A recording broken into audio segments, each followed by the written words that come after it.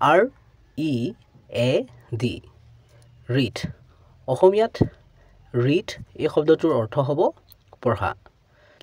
কিন্তু ইয়াত লক্ষ্য কৰিবলগীয়া কথাটো এইটোৱে যে ইয়াৰ সেকেন্ড আৰু থাৰ্ড ফৰ্মটো READ বুলিয়ে লিখা হয় কিন্তু উচ্চাৰণ কৰোঁতে সেকেন্ড ফৰ্মত read বুলি উচ্চাৰণ কৰিব লাগিব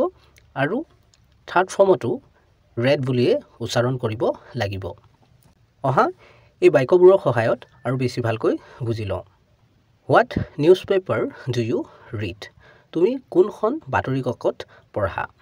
ইয়াত আমি read বুলিয়ে পঢ়িব লগা হৈছে কাৰণ এই বাক্যটো প্ৰেজেন্ট সিম্পল টেন্সৰ এটা বাক্য ঠিক তেনেদৰে এই বাক্যটোত চোৱা ইয়াত লাষ্ট উইক বুলি দিয়া আছে মানে যোৱা সপ্তাহ মানে এইটো পাষ্ট টেন্সৰ এটা বাক্য হয় তো সেই কাৰণে ইয়াত আমি READ টো read নপঢ়ি read বুলি পঢ়িম যেনে I read a book last week ইয়াৰ অৰ্থ হ'ব মই যোৱা সপ্তাহ এখন কিতাপ পঢ়িছিলো ঠিক তেনেদৰে এই বাক্যটোত চোৱা have আছে have টো প্ৰেজেন্ট পাৰফেক্ট টেন্সৰ এটা হেল্পিং ভাৰ্ব হয় আৰু ইয়াৰ লগত থাৰ্ড ফৰ্মটো বহে They have read their books তেনেদৰে ইয়াৰ অৰ্থটো হ'ব তেওঁলোকে তেওঁলোকৰ কিতাপবোৰ পঢ়িলে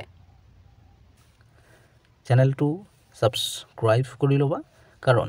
এনে ধৰণৰ ভিডিঅ'বোৰ ইয়াতে পাই থাকিবা